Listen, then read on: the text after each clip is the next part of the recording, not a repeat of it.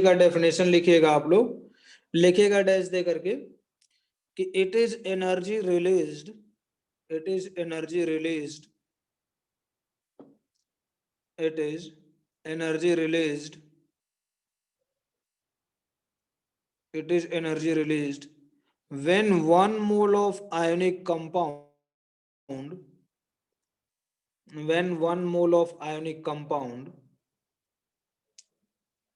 when 1 mole of ionic compound is formed from, is formed from, sir एक और बार repeat करेंगे? हाँ, it is energy released, it is energy released when 1 mole of ionic compound, when 1 mole of ionic compound is formed from, is formed from isolated, formed from isolated gaseous ion, isolated gaseous ion। ध्यान दीजिएगा बच्चों, जैसे 1 मोल आपका ionic compound बनना चाहिए, जैसे अगर हम लोग NaCl की बात करें ना, NaCl के लैटिस एनर्जी की, तो 1 मोल NaCl सॉलिड बनना चाहिए। ये देखिए 1 मोल NaCl सॉलिड बनना चाहिए, किससे? Gaseous ionic compound, gaseous ionic atom से, ठीक ना, गैसियस आयन से। यहां पर Cl-, यहां पर ये गैस है, ठीक ना, गैस के फॉर्म में है Na+Cl- गैस कंबाइंड होकर के NaCl सॉलिड बन रहा है। और यहां से अगर ये 1 मोल बन रहा है तो जो एनर्जी रिलीज करेगी उसी एनर्जी को हम लोग बोलेंगे लैटिस एनर्जी, यही हो जाएगा लैटिस एनर्जी, ठीक ना। तो इसको लिख लीजिएगा भाई उसी के नीचे,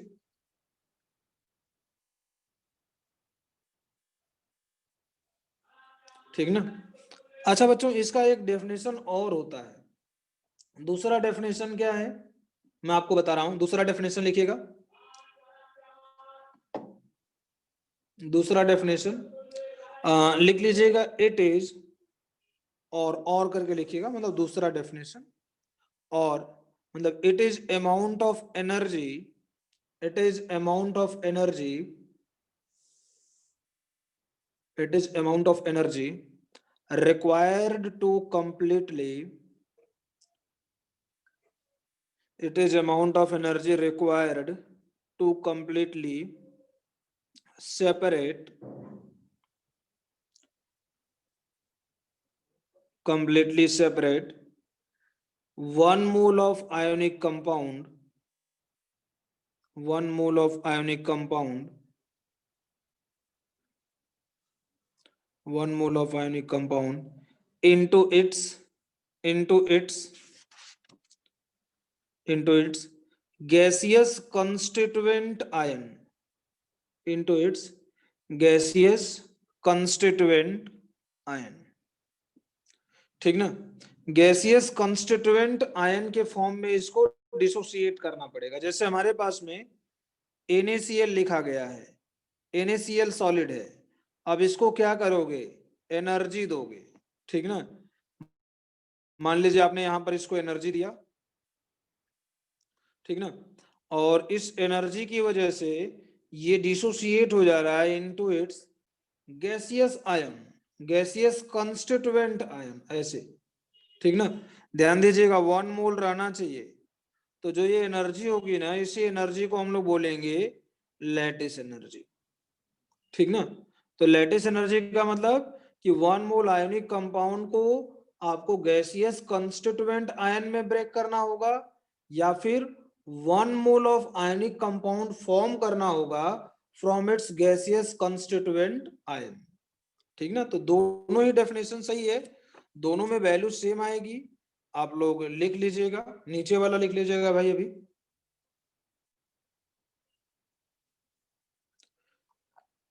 ठीक ना बच्चों, लिख लिए होंगे। अब आगे हेडिंग डाल दीजिएगा, calculation of, calculation of latest energy, मिटा रहे हैं भाई इसको, calculation of latest energy, calculation of lattice energy, है ना। लैटिस एनर्जी हम लोग कैलकुलेट करेंगे, ध्यान से देखिएगा। Calculation of lattice energy. अच्छा, ये ब्रैकेट में लिख लीजिएगा भाई, Born Haber cycle, Born Haber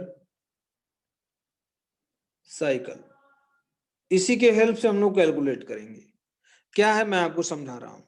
जैसे मान लीजिए हमारे पास में पोटेशियम सॉलिड है और यहां से ब्रोमीन लिक्विड लिखा गया है। ब्रोमीन जो होता है ना Br2, ये सबसे ज्यादा स्टेबल होता है लिक्विड के फॉर्म में। आगे चल के इसी चैप्टर में हम लोग डिस्कस करेंगे, इसको लिखवाएंगे भी।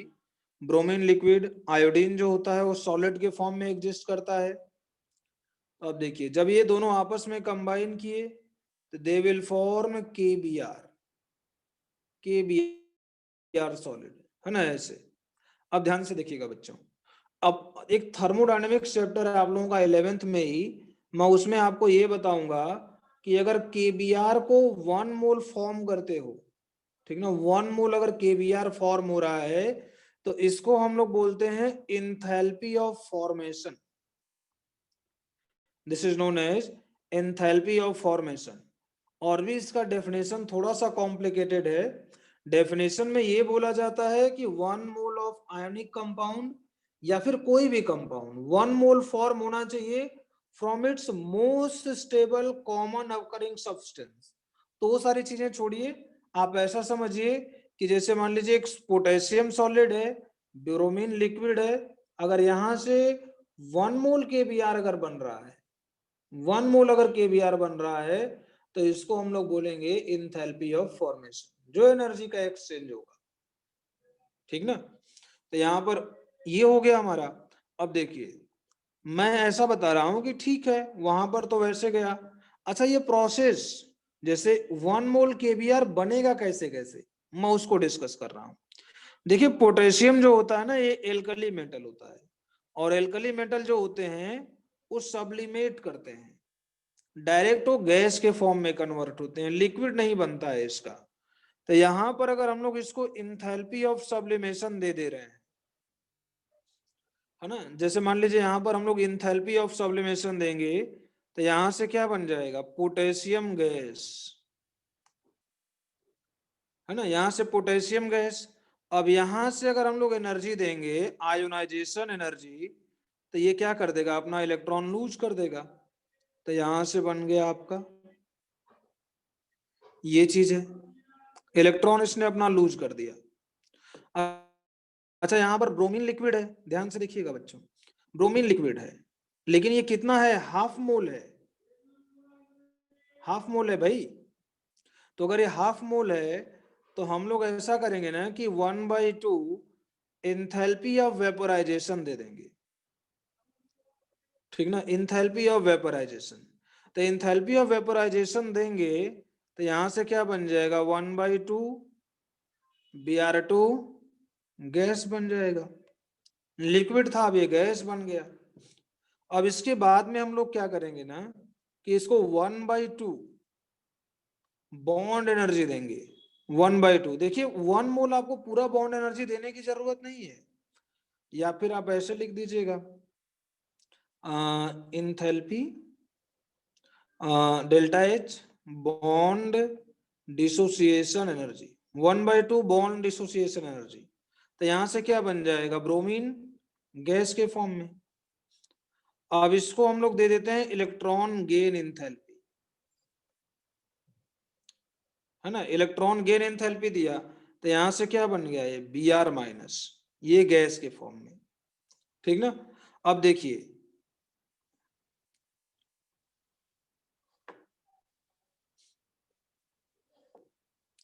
ये देखिए बच्चों, जब ये आपस में कंबाइंड करेंगे, जैसे K+ और Br-, जब अब आपस में ये कंबाइंड करेंगे, तो जब ये आपस में कंबाइंड करेंगे तो ध्यान दीजिएगा यहां से क्या निकलेगा, लैटिस एनर्जी।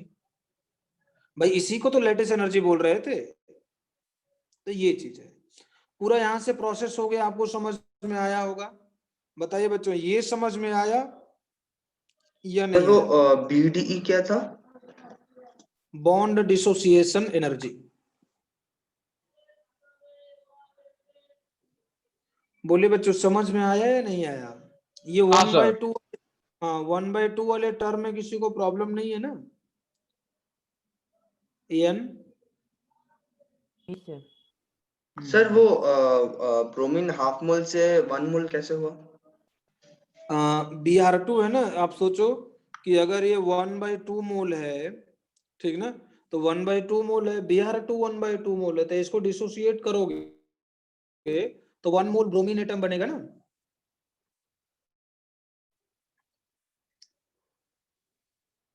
बोलो आयुष। हाँ सर।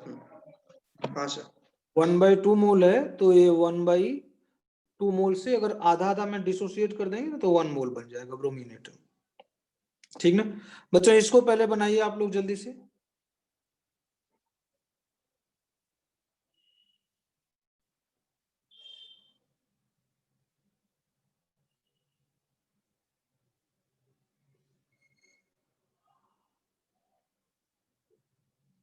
सर वो डेल्टा एच वीएपी क्या है? आ, कौन सा? सर हाफ Br2 के बाद। हाफ बियर vap, vaporization, enthalpy of vaporization. Bromine ठीक है लिक्विड सर। है ना, तो इसको वेपोराइज किया जा रहा है। हाँ,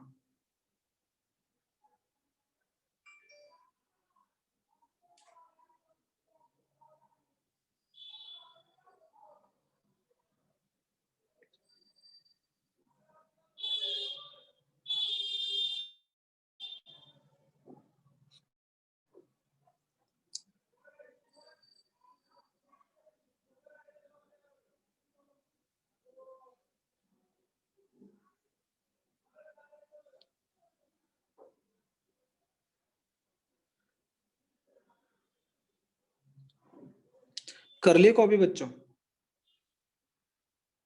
हाँ सर। हाँ हाँ, सर।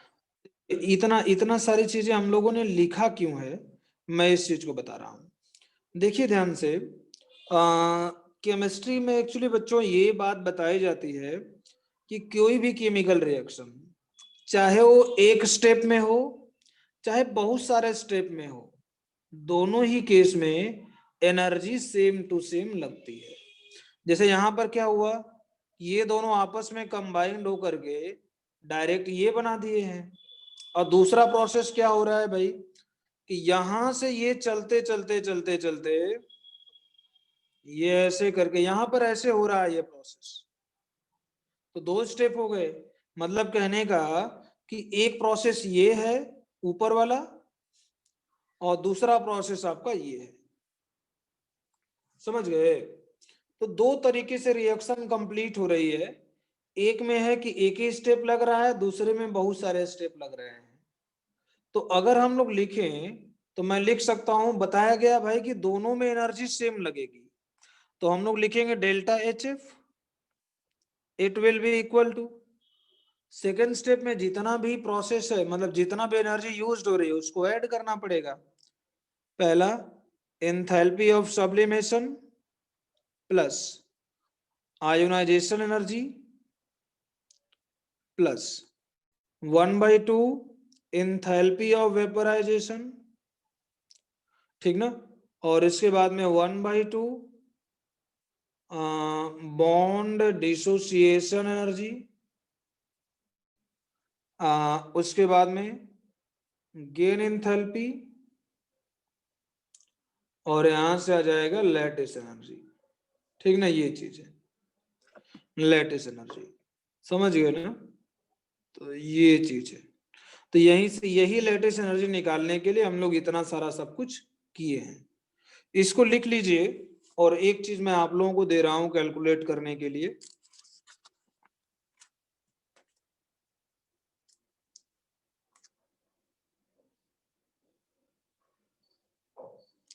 ठीक ना, ये होगा, हो गया होगा बच्चों आप लोगों का। आप लोगों को मैं एक रिएक्शन दे रहा हूं, देखिए Mg solid plus 1/2 O2 gas है, ये कंबाइन होकर के बना रहा है MgO सॉलिड। ये अब आपको बच्चों ये रिलेशन लिखना है जो लिखा है मैंने ऊपर में। पहले आप बोर्न हाइबर साइकिल ड्रॉ कीजिए और वहां से आप लिखने की कोशिश कीजिए, थोड़ा जल्दी कीजिएगा बच्चों।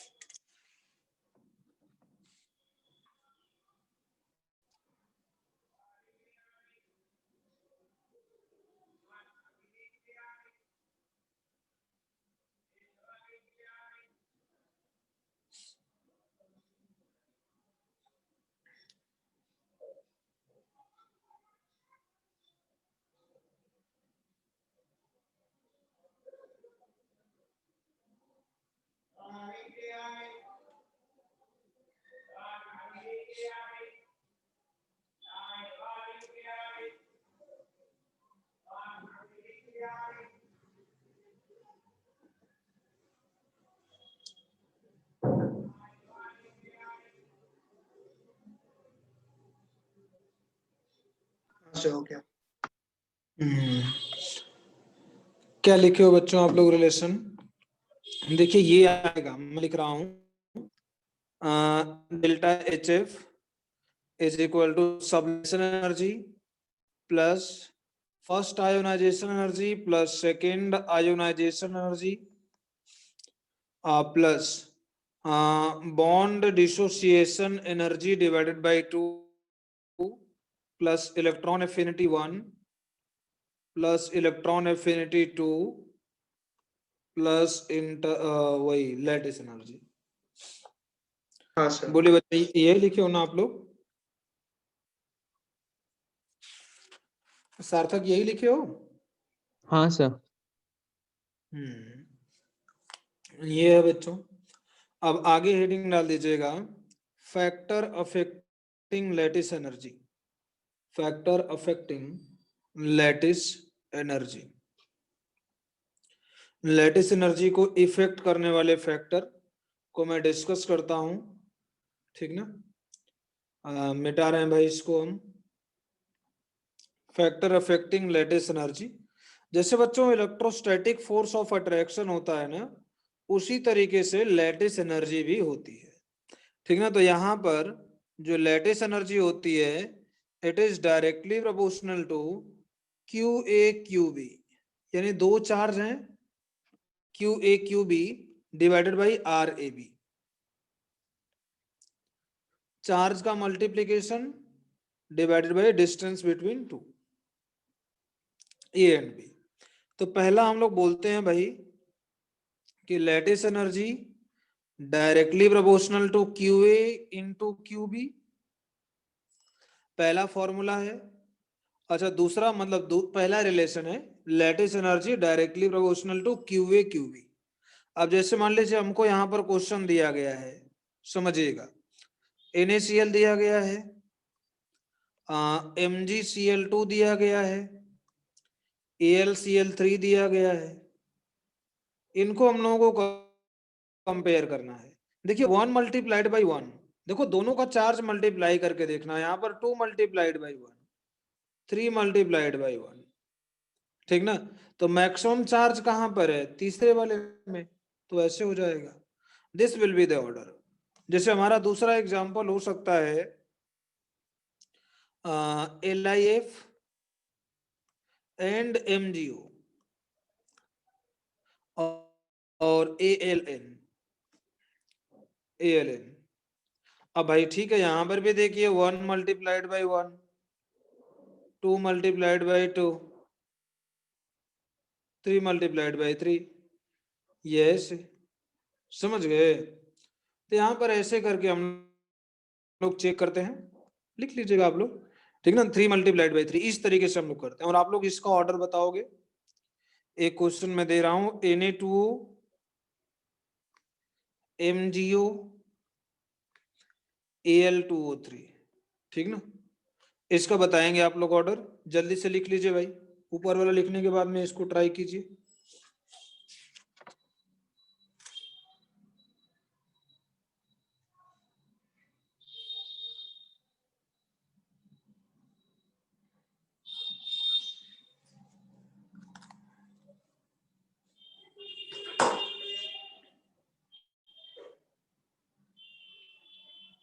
सर यही ऑर्डर होगा सर। जो लिखा गया वही ऑर्डर होगा। हाँ सर। ये सबसे ज्यादा, फिर ये यहाँ पर 1 मल्टीप्लाइड बाई 2, यहाँ पर 2 मल्टीप्लाइड बाई 2, यहाँ पर 3 मल्टीप्लाइड बाई 2, है ना। ऐसे हाँ कर सर यही है। एल्यूमिनियम पर, हाँ एल्यूमिनियम पर 3 चार्ज और ऑक्सीजन पर 2 चार्ज, ठीक ना, इस तरीके से। अब आगे बच्चों, ये लैटिस एनर्जी मतलब ये पहला रूल था, directly proportional to QA QB। अच्छा, दूसरा रिलेशन जो होगा, ध्यान से देखिएगा, दूसरा रिलेशन लिख लीजिएगा कि लैटिस एनर्जी जो होगा ना, it is inversely proportional to RAB। लेकिन ध्यान दीजिएगा बच्चों, ये रूल हम लोग तभी लगाएंगे व्हेन QAB जो है ना, ये क्या है, कांस्टेंट है, सेम है। जब QAB सेम है देन हम लोग ये रूल यूज करेंगे, ठीक ना। जैसे यहां पर अगर हम लोग एग्जाम्पल की बात करें तो एग्जाम्पल में देखिए NaF, NaCl, NaBr, NaI। ध्यान दीजिएगा, पहले तो हम लोग पहला वाला ही रूल चेक करेंगे, तो वहां से 1 multiplied by 1, 1 multiplied by 1, 1 multiplied by 1, पहला वाला रूल जो होता है ना वो मोर डोमिनेटिंग होता है, ठीक ना। तो यहाँ पर देख लीजिए, फ्लोरीन की साइज छोटी, क्लोरीन की थोड़ा बड़ी, ब्रोमीन की और बड़ी, यहाँ पर ऐसे। तो ये हो जाएगा लैटिस एनर्जी का ऑर्डर, ठीक ना। तो ये है बच्चों, आप लोग इसको लिख लीजिएगा। दूसरा तीसरा एग्जाम्पल हम दे रहे हैं, LIF CSF BeCl2 MgCl2 CaCl2 SrCl2, ठीक ना। और चौथा क्वेश्चन जो है NaCl MgO, ट्राई कीजिए बच्चों। तो सर एक बार फिर से बोलेंगे सर, ये ऑर्डर कैसे होगा?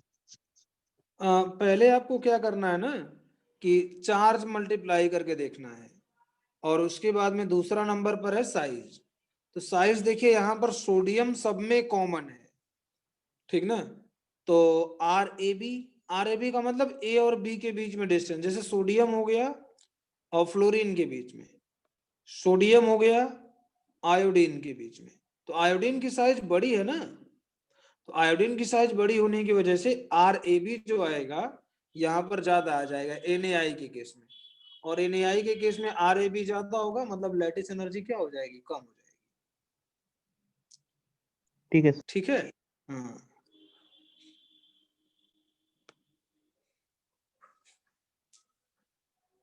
हो गया सर। हाँ भाई, तो कर लिए होंगे आप लोग। देखिए पहले वाले में क्या ऑर्डर लिखे हो बच्चों, LIF ज्यादा होगा, यहाँ सर। पर ये ज्यादा हो जाएगा।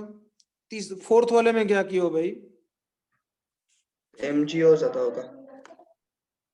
वहां पर MgO ज्यादा होगा, क्यों, 2 multiplied by 2, 1 two, multiplied by, हाँ हाँ सर। ऐसे करके। ये हो गया भाई। अब 2 पॉइंट लिख लीजिएगा भाई। और इसमें जो मेल्टिंग पॉइंट होता है ना, melting point of ionic compound directly proportional to lattice energy, और मेल्टिंग पॉइंट या फिर अब हार्डनेस लिख लीजिए। हार्डनेस, हार्डनेस जो होती है directly proportional to lattice energy, ऐसे।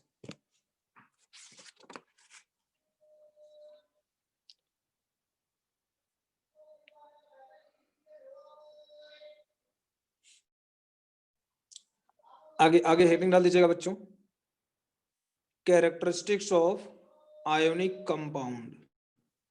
Characteristics of ionic compound, ionic compound की कैरेक्टरिस्टिक्स हम लोग देखेंगे। पहला लिखिएगा,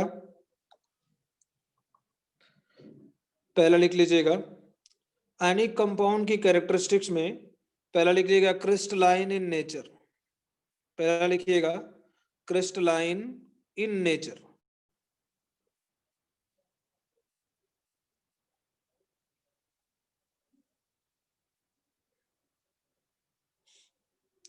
और दूसरा लिख लीजिएगा नॉन डायरेक्शनल। नॉन डायरेक्शनल, अच्छा डायरेक्शनल और नॉन डायरेक्शनल का मतलब समझ रहे हो? Directional and non directional. देखिए बच्चों, ये नॉन डायरेक्शनल का मतलब मैं आपको समझा रहा हूं। जैसे अगर हम लोग CH4 देखें तो CH4 एक कंपाउंड कोवेलेंट कंपाउंड है, ठीक ना। CH4 एक कोवेलेंट कंपाउंड है, और यहां पर जो एंगल होता है ना, ये 109 डिग्री 28 मिनट होता है, ठीक ना। ये है। अगर मेरे से पूछा जाएगा कि CaCl2 के बीच में बॉन्ड एंगल कितना है, तो ध्यान दीजिएगा Ca2+ हो गया। अब देखिए पहला क्लोरीन इधर से भी आ सकता है, दूसरा यहां से भी आ सकता है, दूसरा वाला जो है ना ये यहां से भी आ सकता है, ठीक ना। किसी भी डायरेक्शन से आ सकता है, तो यहां पर कोई फिक्स्ड एंगल नहीं होता है, ये किसी भी डायरेक्शन से आ सकता है। तो कोवेलेंट कंपाउंड जो होते हैं उसके केस में एक फिक्स्ड एंगल है। जैसे अगर BeCl2 होता है ना, तो यहाँ पर Be हो गया, यहाँ पर Cl, यहाँ पर Cl। बट ये जो आयोनिक कंपाउंड होता है, आयोनिक कंपाउंड में कहीं से भी आएगा, अट्रैक्शन फोर्स उतना ही होता है, ठीक ना। यहाँ पर भी अट्रैक्शन फोर्स उतना ही अट्रैक्शन फोर्स यहाँ पर भी, ठीक ना। तो किसी भी डायरेक्शन से कैटायन को एनायन अप्रोच कर देते हैं किसी भी एंगल से, तो इसीलिए हम लोग बोलते हैं कि ये नॉन डायरेक्शनल होता है, इसका एक फिक्स्ड एंगल नहीं होता है, तो इसीलिए हम लोग इसको बोलते हैं नॉन डायरेक्शनल इन नेचर, ठीक ना। तो ये है भाई। आगे लीजिएगा high melting and boiling point. High melting and boiling point, melting point और बॉइलिंग पॉइंट काफी ज्यादा होती है। नेक्स्ट पॉइंट लिखिएगा बच्चों, next point, they do not conduct electricity in, they do not conduct electricity in solid phase.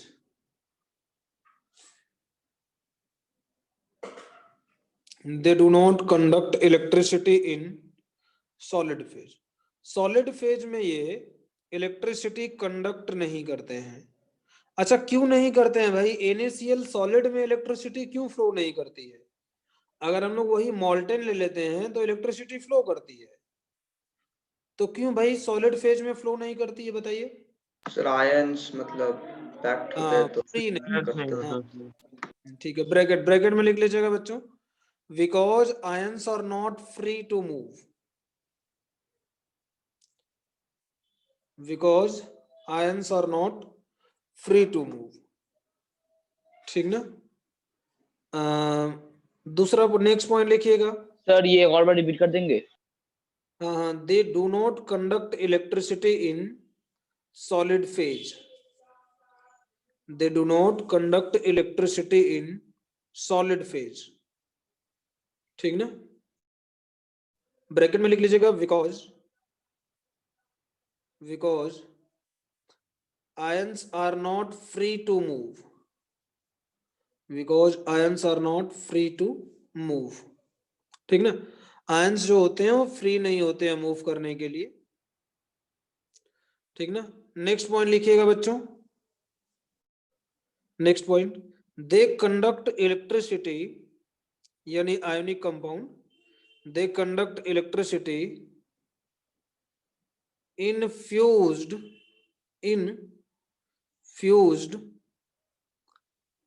or in molten state, or in molten state. They conduct electricity in fused or molten state. ठीक है, आगे लिखिएगा बच्चों, आगे next point, they are fairly soluble in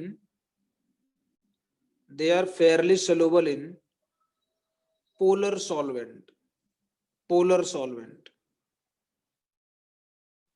ठीक ना। they and they are insoluble in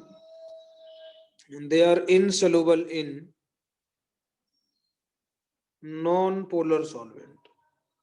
polar solvent में जो अगर मान लो NaCl है ना, पानी में डालोगे डिजोल्व कर जाएगा, बट उसी NaCl को पेट्रोल में डालोगे डिजोल्व नहीं करेगा, ठीक ना। पेट्रोल क्या होता है, नॉन पोलर होता है, तो इसकी वजह से NaCl उसमें डिजोल्व नहीं करता है, ठीक ना। तो they are fairly soluble in polar solvent and insoluble in non polar solvent, ठीक ना। ये हो गया भाई। एक पॉइंट लिख लीजिएगा बच्चों, solubility of ionic compound, इसी में लिखिएगा, solubility of ionic compound directly proportional to dielectric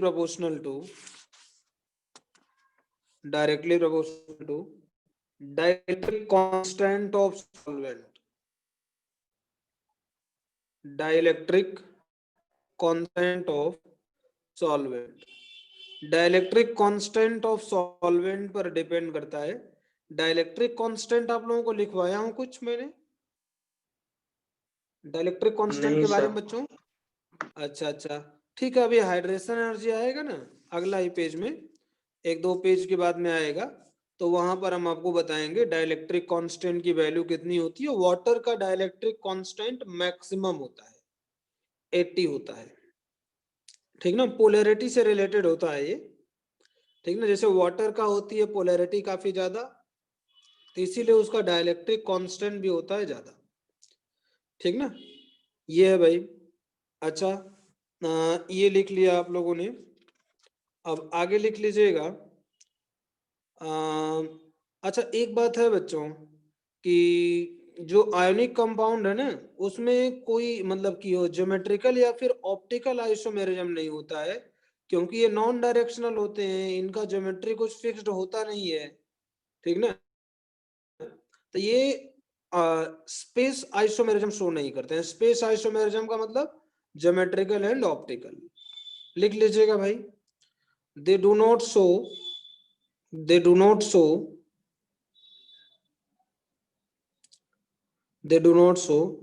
geometrical और ऑप्टिकल आइसोमेरिज्म, ज्योमेट्रिकल और ऑप्टिकल आइसोमेरिज्म, ठीक ना। नेक्स्ट पॉइंट लिखिएगा, नेक्स्ट पॉइंट, दे शो आइसोमॉर्फिज्म, दे शो आइसोमॉर्फिज्म, ठीक ना। आइसोमॉर्फिज्म ये शो करते हैं। तो आइसो का मतलब होता है बच्चों सेम, ठीक ना, और मॉर्फ का मतलब होता है फॉर्म, ठीक ना। मॉर्फ का मतलब होता है फॉर्म, तो सेम फॉर्म में एग्जिस्ट करते हैं। सेम फॉर्म का मतलब क्या हुआ, आप लोग जानते हैं NaCl कैसा होता है। NaCl ये होता है ऑक्टाहेड्रल, ऑक्टाहेड्रल होता है। ऑक्टाहेड्रल का मतलब बच्चों, ऑक्टाहेड्रल का मतलब जब इसका आप यूनिट सेल देखोगे, यूनिट सेल कहने का मतलब कि आप लोगों ने देखा होगा कि इस तरीके का NaCl का स्ट्रक्चर काफी कॉम्प्लिकेटेड सा, एक स्क्वायर जैसा स्ट्रक्चर देखा होगा आप लोगों ने, देखो बच्चों आप लोग, ऐसे करके ये वाला स्ट्रक्चर, बोलिए भाई। हाँ सर। है ना, इस तरीके से रहता है, आप लोग पढ़े होंगे।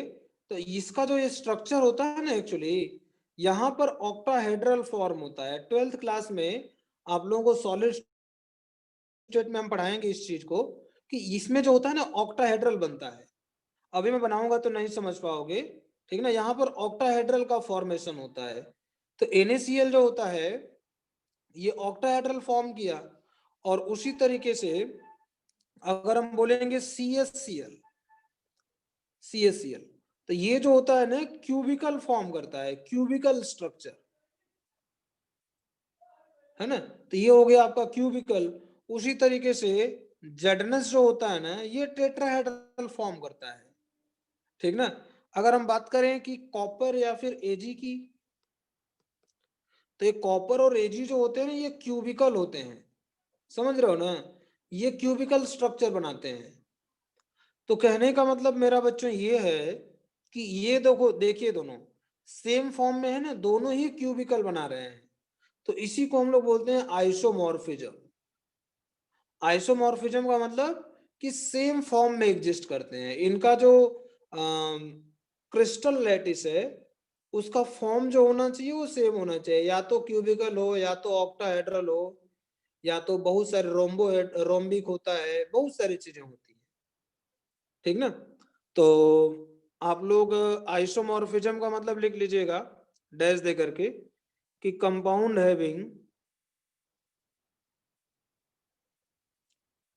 having same shape, same shape, SHAP, same shape in crystalline form, in crystalline form, crystalline form में ये सेम होने चाहिए, सेम इन क्रिस्टलाइन फॉर्म, ठीक ना। ये चीज है, आपको हम समझा रहे हैं, ये है। अच्छा सर अब, आपने जो वो सेकंड एग्जाम्पल लिखा था वो क्या था, CaCl?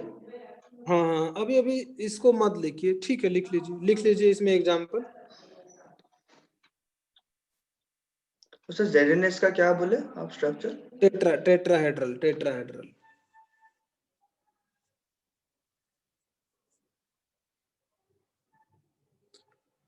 है ना, ये है।